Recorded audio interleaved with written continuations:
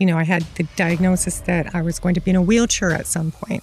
The day came when I said, no, that's not my destiny. That is not my destiny. And I took control of my health. I made conscious decisions to take certain supplements to improve my health. I became very conscious about what I ate. And exercise, a systematic approach to exercise became extremely important. Sometimes it takes motivation. Sometimes it takes a health scare or something to cause someone to make drastic changes to their lifestyle. But that motivation will only take you so far. And after that, it takes discipline. And for me, that became my approach to my daily life. Hi, everyone, and welcome to Walk with Wisdom. I'm Genevieve Wisdom, and remember, this is a lifestyle show on youthful aging. And today, we have the amazing Michelle Troll here. Michelle, thank you so much for joining us on Walk with Wisdom today. Thank you, Genevieve. I'm so honored to actually be here and be a part of this with you. Fantastic. Now, everyone, I am going to read Michelle's bio. And this is just really still a tip of the iceberg of the woman that you are. But it's really going to give our audience just a taste as to what we're talking about today, which is you as far as wellness, nutrition, iron, all those things go. So here we go, ladies. So today on Walk with Wisdom, I have the honor of welcoming Michelle Troll. She's a true force in the world of health and fitness. At 60 years old, yes, at 60 years old, Michelle looks and lives with the vitality of someone half her age. She's not only a champion athlete and coach, but also a devoted mother and grandmother, proud grandmother, I should add, proving that strength, beauty, and youthful aging are possible at any stage of life. With over 2 decades of experience as a national level figure competitor and personal trainer, Michelle has dedicated her career to helping men and women transform their health. She coaches clients across generations, from younger women, ages 18 to 40, to women navigating perimenopause and menopause, offering in-person coaching and online nutrition and training programs that empower lasting change. Her story is nothing short of extraordinary. After being diagnosed with multiple sclerosis, in her early 20s, Michelle faced years of relapses, disability, and uncertainty. But instead of giving up, she turned to fitness, nutrition, and nutraceuticals as her medicine. Through discipline, research, and relentless perseverance, she not only rebuilt her strength and confidence, but ultimately defied the odds. Today, over 15 years since her last relapse, she's living proof that the body can heal, adapt, and thrive when given the right conditions, including targeted supplements like iron, which she now emphasizes for her clients to optimize energy and wellness. Michelle, kudos on healing you. Thank you, Genevieve. You're very welcome. I just had to interject there because that is nothing short of a miracle, and we'll talk more about that. We go on. Beyond her coaching career, Michelle is also a decorated figure champion. Over the course of her competitive journey, she's captured multiple first-place titles across the U.S., including the Oregon State Championships, Washington State Championships, California Excalibur, and Canadian Nationals. Wow. She consistently placed among the best at prestigious national level competitions such as the Junior USA Nationals, Junior Nationals, and North American Nationals. These victories not only established her as a champion, but as a living example of what discipline, mindset, and perseverance can achieve.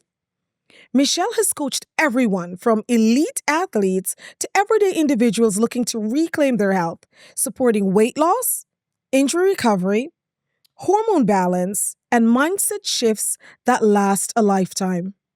She has emphasized nutrition, strength training, and the essential role of nutrients like iron and other nutraceuticals, particularly for women of all ages, to support energy, vitality, and overall wellness. For her, fitness is more than aesthetics. It's about creating sustainable habits, improving mental health, and proving that limitations can be overcome. What inspires me most is Michelle's passion. She believes that exercise, nutrition, and supplementation isn't a quick fix. It's a lifestyle, and when people fall in love with how movement makes them feel, they unlock the possibility of lifelong vitality. She's truly a living example of resilience, discipline, and hope. Michelle, thank you for joining us. I am just going to go right into the questions. Okay. Michelle, your story is truly inspiring. You share how your early experiences, including MS diagnosis, shaped your approach to health. How does it shape your approach to health today? Excellent question. And first of all, thank you so much, Genevieve, for such a wonderful introduction.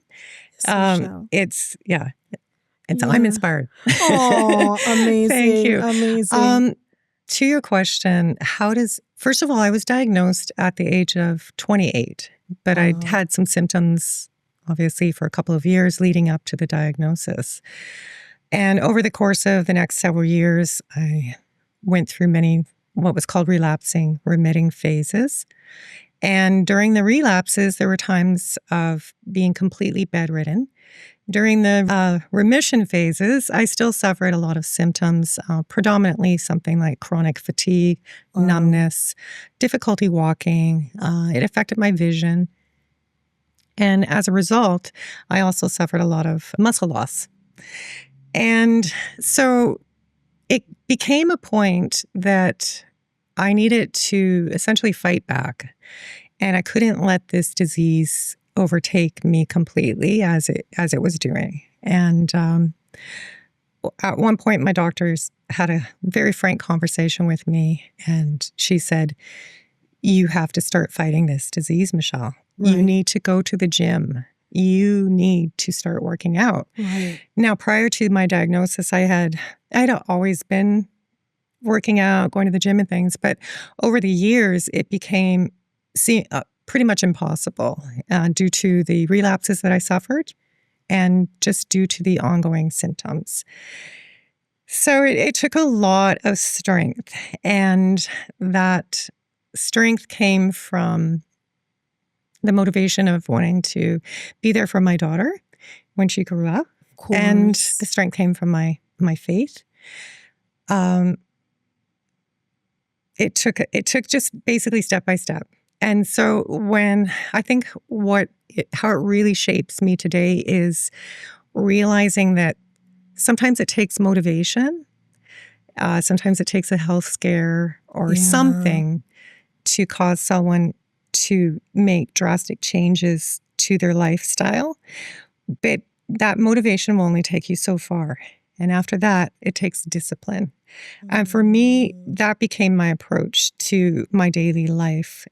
And initially, those workouts started off being 5 minutes in the gym, and I had to remind myself that that was my starting place. Right. That it didn't matter what I did before I came into the gym or the years before, how strong I was or how fit I might have been. This is where I was starting now. And the fact that I was there was something. And so each day that I went, I did what I could. Of course. And that's what I encourage everyone. That's my health approach today now too, is to do what you can. So if all you can do is get up out of your chair, get up and get out of your chair. If all you can do is go for a walk, go for a walk. But progressively from there, you're going to see improvements. And so my approach with my health today is do not take your health for granted. None of us is assured that we're going to have good health. And at the age of 28, with the diagnosis of MS, I had never dreamed that that was going to be, something that I was going to be dealing with. Right. And instead of taking that diagnosis and living with it as if that was my destiny, which initially I have to admit, I did feel quite overwhelmed by it. Of course. And probably succumbed to that feeling that this is it. And, I had the diagnosis that I was going to be in a wheelchair at some point.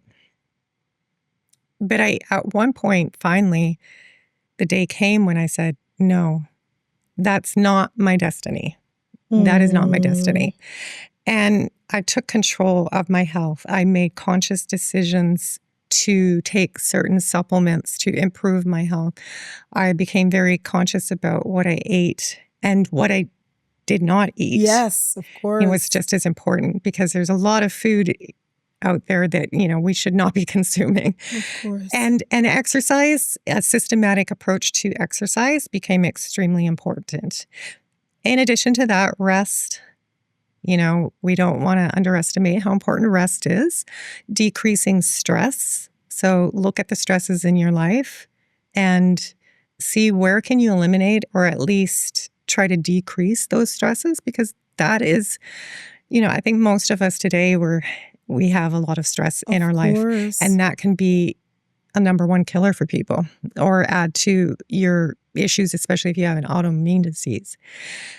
And then your mindset, really is everything. Your mindset, get up and, don't sit there and delay, like, tomorrow I'm going to have the time to start this. You don't know you're going to have tomorrow. And don't you want to be the best you can be today?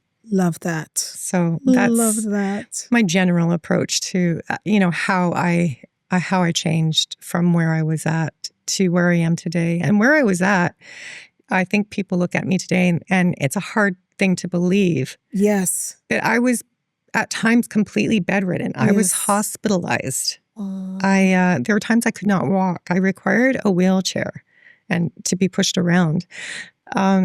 So it's hard to look at me today and think that I was ever like that. But it's taken a lot of hard work, of course, a lot of perseverance, consistency.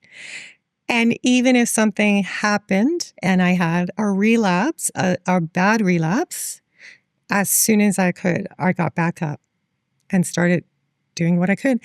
And I realized that as long as you're willing to get up and do what you can, there's like no shame in starting over. Of course. Over and over again. Of course. And so I think that, we stop the comparison. What was I like before? What did I do before? Here you are today. Start today.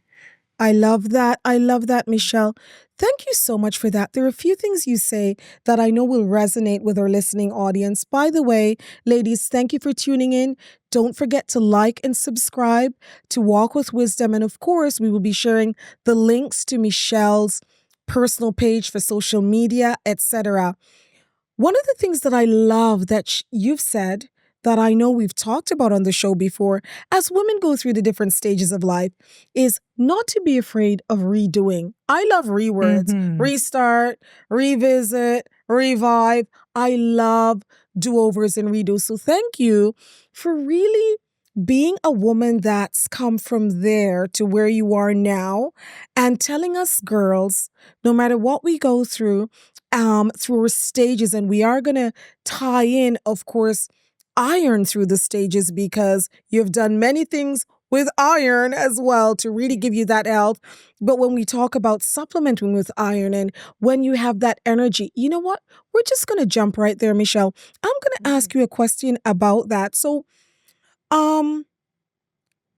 your MS diagnosis nudged you towards fitness as both a lifestyle and a form of healing, is what I heard, which is incredible. How did that journey expand to include nutrition, nutraceuticals, and if you can just talk about just your cognizance of iron, because that really helps us girls get the energy, and especially with you going through that, having to battle that energy. So again, to be specific, nutrition, nutraceuticals, iron. How did that help you go from there to where you are today, which is fabulous.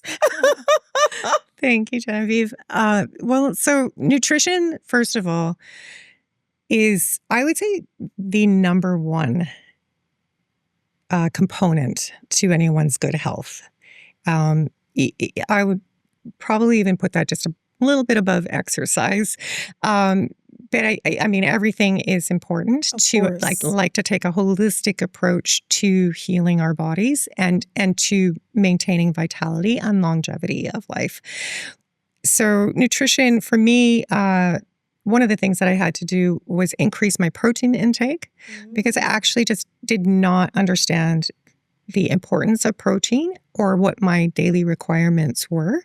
So that was a huge component. And of course, with protein intake, that improves your ability to build muscle and to recover from exercise. So that was an important component there, as well as just consuming healthy fruits and vegetables, healthy starchy carbohydrates, and trying to eliminate, maybe not completely because I still love chocolate, but eliminating sugar. And actually, prior to my competition days, when I had to become extremely strict on my diet, which is actually what taught me a lot about nutrition, I would say I ate a chocolate bar every single day. Right. Because for me, actually, I didn't ever suffer with weight gain or anything like that. So it wasn't an issue, but I didn't realize what it was doing to me as well. It was not providing me with nutrition, and it was actually harmful to me, all that sugar every day. Yes. And in terms of the nutraceuticals, there became a point when I realized there were certain vitamins and supplementations that I could take that would improve my overall health, improve my immune system function, which is extremely important if you do suffer from any autoimmune disease. But even for everyone, just in your daily life, you don't want to be getting sick and missing time from work, those kind of things. So I started to supplement with, like I said, a higher protein intake, creatine monohydrate, essential amino acids, things that would help me with my performance and recovery from my gym workouts. Of course. And then vitamin D3, that omega-3s. There were a number of vitamins that I found helpful. And with respect to iron, of course, one of the things is, especially for women, but I would even break that down further into groups of women, for example, endurance athletes. They tend to have to be more careful about their iron intake because they tend to suffer with lower iron. Vegan or vegetarian, not necessarily getting enough iron from their food sources. So that's another component there. Women with heavy menstrual periods. Now, that could be women of younger age, but I do find even women in the perimenopause and menopause stage often are overlooked because they're going into menopause. So no one's thinking about the fact that, well, they still are menstruating, sometimes much heavier and longer, prolonged periods. So they're actually suffering a great deal of blood loss during that time. And that can deplete them of their iron stores. For me, on a personal level, I found that actually for someone actually with MS, it's quite interesting. We do have fluctuations with our ability to store and absorb iron. So that can be an issue. It is important to note, though, that you should always get your blood work checked and see where your iron levels are at. And, even if they don't come back in the sort of below anemic level, they might not be in the optimal level. So, and optimal in the sense that you could be symptomatic, but your iron levels aren't quite below enough where the doctor's saying that you require supplementation. But you also need to sort of look at, well, am I suffering symptoms that could be related to lower than optimal levels of iron, such as fatigue, inability to exercise or recover from exercise, shortness of breath. And when I was competing, due to the amount of training that I was doing and the level of training that I was at, and due to my diet, it had become quite strict to the point where I didn't realize I wasn't getting enough iron through my food sources. And so at the end of my first competition season, I started complaining of things like, again, just fatigue. I feel like I could hardly stand up from, get off the floor without being short of breath. Right. And I went to my doctor, and fortunately, she ran blood work. We discovered I was low iron. But quite often, if you have an autoimmune disease too, chronic fatigue and shortness, weakness, that kind of thing is just an ongoing symptom that you kind of get used to. Right. So you can often attribute it to that and not realize it's actually your iron levels are low.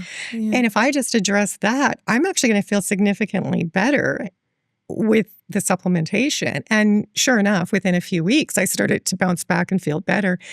And then my next competition season, I ensured that I actually had a lot of red meat in my diet.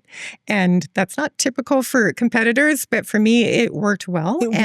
Yeah, it provided me with the iron in addition to supplementation that I needed in order to train at that level. Right. Michelle, that's awesome. You see some just incredible catchphrases that we've talked about before. And ladies, please, what Michelle is saying ties into what we've talked about before.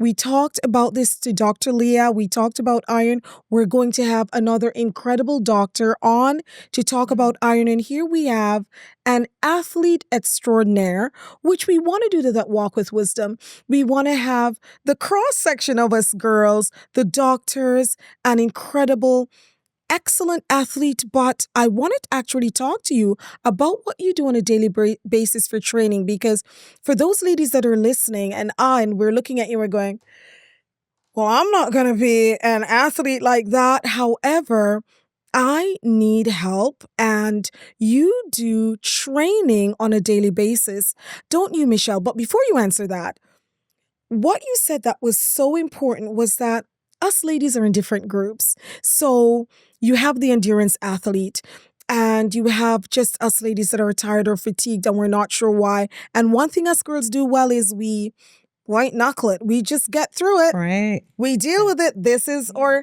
where we are. Yeah. And what you said, which is great, which is why I brought up, go back, by the way, ladies, and listen to the other podcasts around iron and the ones that are coming up, because we have to get our levels tested. And absolutely. We have to look at the whole woman, like you said. So you're here. I may be somewhere different with menopause and then perimenopause and then the young ladies with their menstrual cycle and then the pregnant ladies. There are all these different groups of ladies. So make sure you're working with your primary care practitioner. Get your levels checked.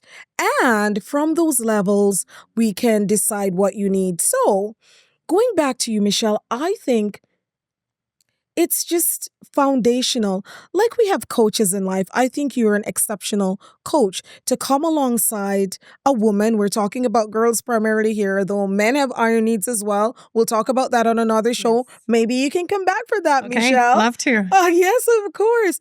But, just about us girls, the iron needs are different based on what group we're in. So if someone was supposed to come to you for nutrition and personal training, for you to come alongside them, be in their group, because I have a life coach, a business coach, and I have had personal trainers and nutrition coaches.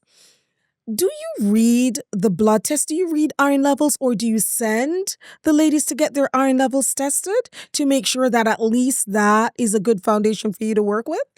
I actually do. I do. I have all of my clients fill out quite a lengthy questionnaire prior to committing to training with me or me coaching them.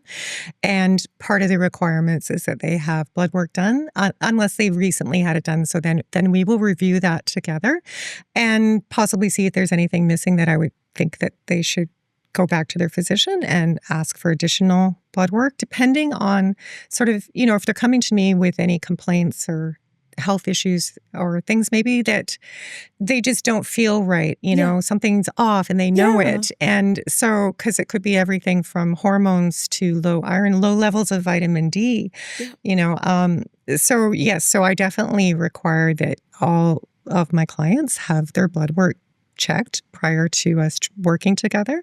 And then from there, we'll approach it and see what can we do to optimize their health through nutrition, through training, through nutraceuticals and other supplements, and just see what it is that they need. Because the blood work tells a lot. It's not the Yes. whole story, but it's definitely a component that I think should not be overlooked. Of Mhm. course. Thank you for that, Michelle. And that gives you a snapshot of where a woman is. And so Mhm. she's dealing with fatigue and just not sure, just something is off. And girls, we know when something is off. And, if you come to Michelle for training, then she's going to get that blood work to at least give you a good foundation as to where to go from there. Now, as a trainer, what are the biggest myths that women believe about strength training at different ages? So, um, we hear all these things about women and muscle and strength training. So, again, to be specific, what are some of the biggest myths about women in strength training? And because we're talking about iron, we're going to tie it into iron. So, biggest myths, and how could making sure that you're having the right supplementation, your right iron levels, help to alleviate those myths? Okay. I think one of the number one myths Yes. is strength training is going to make me bulky. I'm going to be Yeah. overly muscular. And so a lot of women are like afraid to pick up a weight. I think that myth's kind of changing. Things have really changed in how women view weight training since the early days when I started training. Yes. And but that still is out there. You'll still hear this, and I'm going to get bulky. I'm going to be overly muscular. What women don't realize is we don't have the same amount of testosterone as men. So if we're training naturally, we're not gaining that level of muscle. It's extremely difficult Yes. to put on muscle. And the older that we get, the harder that becomes. Of course. And so we want to maintain our muscle actually, because that actually improves our longevity and vitality of our life. Yes. I would say then the next myth would be cardio is better than weight training for fat loss.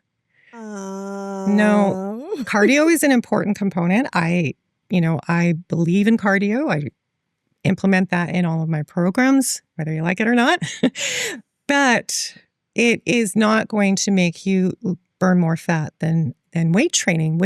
Muscle is important, and weight training is what's going to provide you with that muscle mass.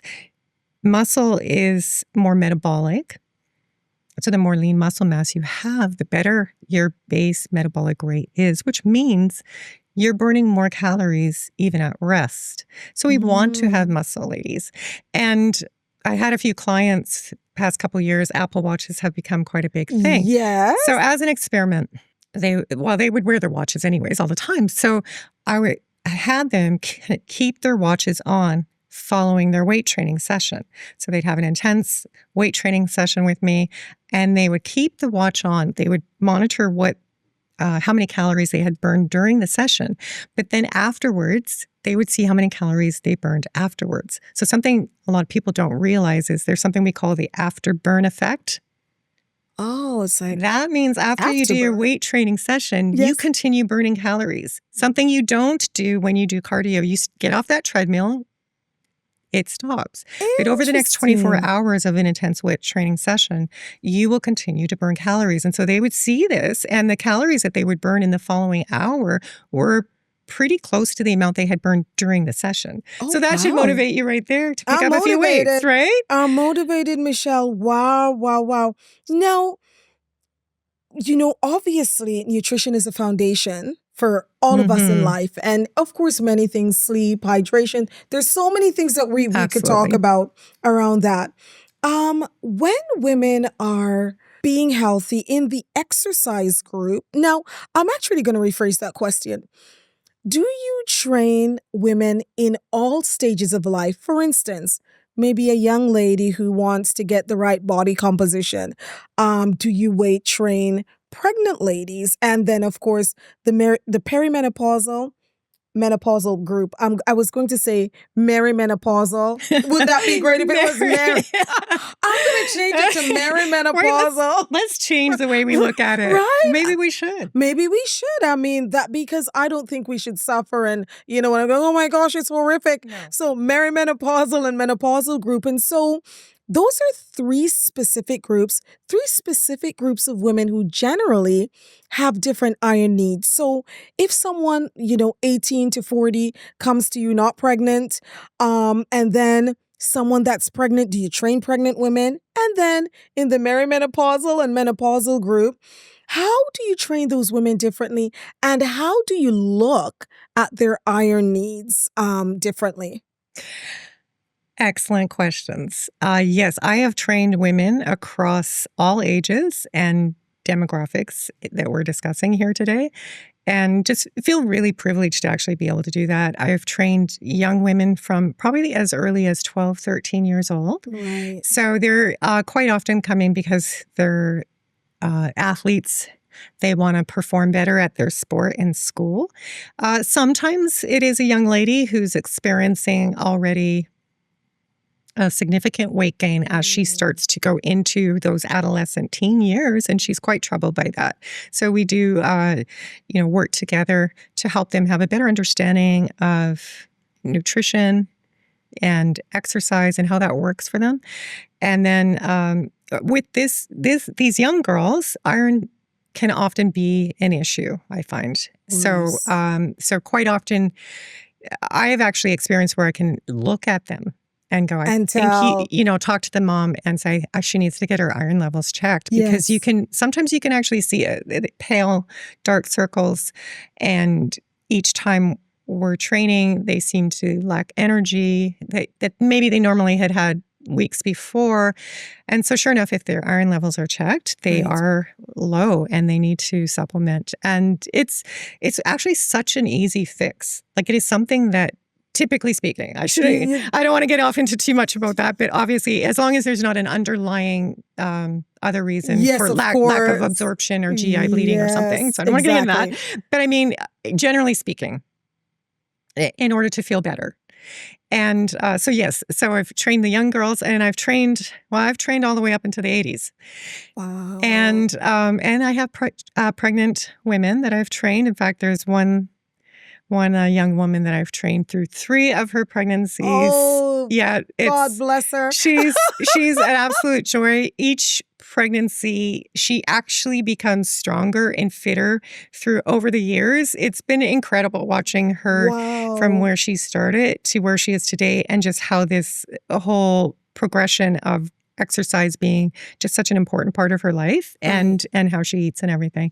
And back to the iron levels, yes. Again, going back to women actually with menopausal symptoms, I have found that is something that can be a significant issue, and that depends on what they're going through as they go through menopause. But there are often a lot of women who go through it, and they experience not your typical menstrual periods that younger women have that say max out at 5 to 7 days. Sometimes these women are going a couple weeks Yes. with no break. And so, of Yes. course, you're getting depleted at that point. Absolutely. And but I think that can often be overlooked in that demographic. So I do think that that's important to address that. And so when they're talking to me, I'm like, hey, get this checked. And then just really looking for the signs of something that could be off. They seem more fatigued than usual. They're a little paler in the skin. Losing your hair, brittle nails, shortness of breath, or exercise intolerance, where they had been exercising and all of a sudden they're finding Yes. themselves short of breath, unable to get through a workout. I've had a number of women over the years where, they started off training, they were great, and then all of a sudden, sure enough, they get checked, and sometimes to the degree where they're either requiring, at that point, iron transfusions, Yes. or even had one client that had to have blood transfusions Oh, because hers wow. actually got so low. Right. So again, just staying on top of that, regular blood work is going to address that. Yes. It's quite, that is one thing that we can find out in our blood Yes. work, right? Yes. I mean, there's so many other issues that we can have that we don't really know. Yes. But this is one thing that we can definitely determine very easily, and either that's the cause or rule it out. Of course. Of course. No, that's excellent. And again, Michelle, you talk in just amazing bite sizes that is foundational to the discussion that us girls are having about iron across the stages. And one of the things that you said is we're talking in generalities. I mean, if you have celiac or something else, obviously you're not the woman that we're talking about. But Right. once you go to your primary care practitioner, you get that blood work, we can find it out. So that's why Michelle says it's easy, because go to your primary care practitioner, find out what your iron levels are, and from there, we can make adjustments, because sometimes, we just chalk up things to, it's age. Oh, you don't even think that it could be your iron levels. Now, I am going to ask you something about the different types of iron, and I don't know if this is a major impact for you when you're training women, but when women get their blood work, and I know that you obviously look at it because it gives you that snapshot as to that woman, do you look at their storage iron, which is the ferritin, and then their free iron? Does that make a difference, the serum versus ferritin levels? It does make a difference.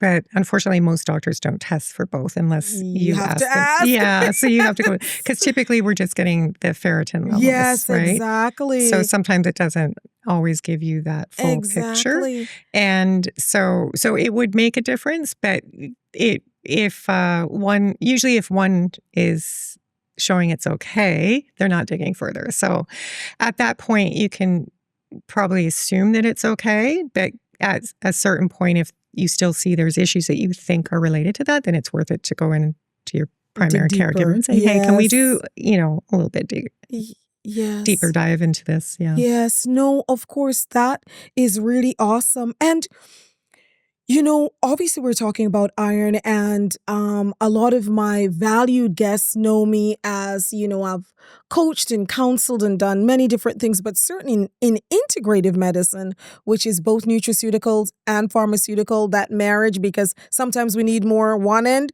sometimes we need more the other end. So we do the best for each woman as an individual, like Michelle says. We look at the whole picture for us. I have come across being in nutraceuticals, just a plethora of different iron out there, and they have so many different things. Some have different fillers, etc.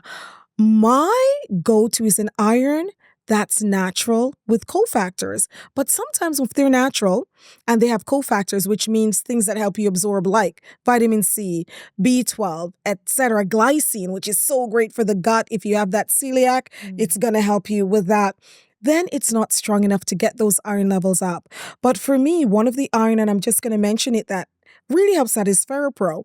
And what is also great about FerroPro, it has NSF certification, so internationally it's recognized, but it's 3 different levels. So it's 30 milligrams if someone has had to have that transfusion and they go, okay, I couldn't do it. Thank you, Michelle, for having me do this. Most of us ladies, it's a 75 milligram that's going to change that blood level. You redo it in 3 months, and it's incredible because you're actually absorbing it because of the cofactors. And of course, the 150 milligram, it's if you're severely anemic, it's not going to cause the stomach upset and the constipation, because Michelle, probably a lot of your clients, even nutritionally, iron famous for giving us that gastric upset as well as constipation, especially the pregnant ladies. Yes, absolutely. Yes, of course, of course. So I'm going to go into another question specifically. What are the key signs of low iron, and how can proper nutrition and supplementation prevent fatigue or performance issues? Because I'm gathering that's what you would notice in a woman, is just that fatigue. And that 18 to 40 age group, is that where you would see specifically low iron show up? If she comes to you, she just can't do it? I have to say, I see it in all across the board, like ages. So I really have seen it in the more women reaching perimenopause too. I've seen it a lot there. Wow. But I think that often the women that I'm seeing who are in that perimenopause stage, that this has been something that they have had ongoing. So long before they reach that, this has probably been an issue that they had throughout their life and never were able to really address it. as far as the 18 to 40-year-old, for sure, that this can definitely be a concern. But I would even go younger than that, because I definitely have seen girls younger who are in that preteen to teenage years. Right. And so even those girls need to, they need to be cognizant that this can be a problem. And that's going to cause fatigue. That's going to cause brain fog. That's going to make them have difficulty concentrating in school or besides performing in activities such as exercise or sports. So, so I have definitely seen that this is something that we need to address, and it shouldn't be going sort of unnoticed. If you have these kind of symptoms, go to your doctor, get some blood work done. If you're finding yourself lower energy than normal, and finding yourself fatigued or short of breath just going up a couple stairs, then chances are that could be the culprit. Absolutely. No, that's fantastic. And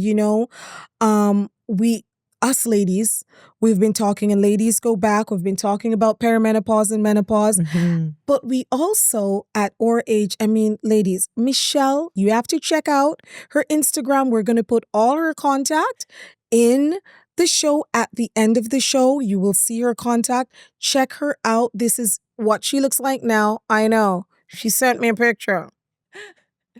I have to tell the ladies this, Michelle, because I think you motivate us on so many levels for health. So I said to Michelle, do you still wear a bikini? And she goes, I only wear a bikini. I go, and then I got a picture. So those Instagram pictures are now, ladies, and the show is called Walk with Wisdom. I have some things that I have to change. And, Michelle has been phenomenal. I have known her for years. And she said, Genevieve, I can help you. And ladies, we may want to go on a walk with Michelle through training, redoing our bodies, the reword that you like, and really rebuilding. Absolutely, doing a rebuild. And so we'll talk about that and just really go through a step of your training, but especially around iron, because you said something again, Michelle. You are just speaking things that you didn't even know were said on the show. Again, Michelle, you say incredible catchphrases, for lack of a better word, as to what us girls have been talking about on Walk with Wisdom, about iron, about perimenopause, about menopause, about iron. And one of the things that you said is, that you've seen that fatigue piece with us girls across the stages. Mm-hmm. It's not just 18 to 40. It's the young ladies and then those in menopause. Mm-hmm. When I hit menopause, I thought, don't have to worry about iron. It's over, until we did my blood work and ferritin and everything was in the tank, which could explain the fatigue. So absolutely. Thank you for really bringing that up. And anything else, really, just from coming from a training perspective and seeing women, the cross-section of us girls, from preteens to menopause, and working with us on our health. Anything else that's come up for you about what we hear out there, but it's not really true? I think that one of the number one things that I hear is, I don't have time. Oh, wow. We all have the same 24 hours in the day, as we're told. But everyone across the ages that we're talking here, we're all busy in our own way with something else, whether you're raising a young family, you're in a career stage, or you're retiring and you're busy with all your hobbies or whatever. But people say they don't have time for exercise. And I'm telling you, if you don't make time now, sooner or later, you will have to make time for something. And that time you make might be for a health issue that you're now spending time, trips back and forth to the doctor's offices and things that potentially could have been avoided. So I encourage everyone, make the time for your health, make that your number one priority. And with your health, that means exercise. your nutrition, your diet, your nutraceuticals, the supplements that you take. If your iron levels are low or you're feeling a certain way, get your blood work done. Get it looked at. Don't wait. You don't need to sit around and suffer and go through life feeling like I don't have the energy or the time to do this. You need to take care of it now because we only have this body. And this is what has to take us through the next decade and the next decade. And what we do now, good or bad, is going to have an impact on the 10 years from now, the 20 years from now. So if you're not taking care of yourself now, that will have an impact. If you take care of yourself now, that will also have an impact in a positive way. And so you will go through, you can go through those senior years, which is what, believe it or not, I'm looking at now. Yes, of course. I'm actually considered a senior in some stores. I get the senior discount. Yeah, me too. Right? But I like it. It's kind of funny, but I'm like, yay.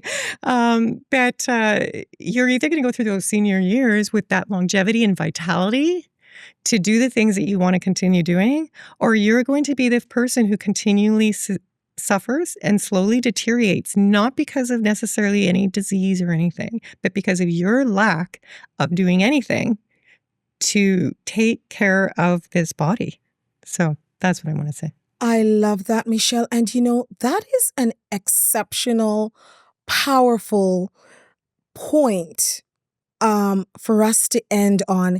Michelle, you're going to have to come back and join us on Walk with Wisdom because can you believe it? We've already gone through the entire episode and there's so much more to talk about. Ladies,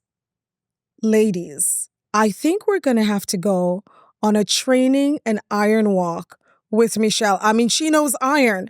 And so we're going to keep that conversation, Michelle. I'll come back to you. We'll talk about training, nutrition, iron, and you heard it here. It's the one body that we have, and taking care of our body in all those levels, getting our blood work, making sure we know where we are, will give us a very, very different experience of life, each one of us. Thank you, Michelle. Michelle Troll. Thank you. Thank you so much for coming in. Thank you, ladies. And we will have all her contact information. Thank you for joining us on Walk with Wisdom.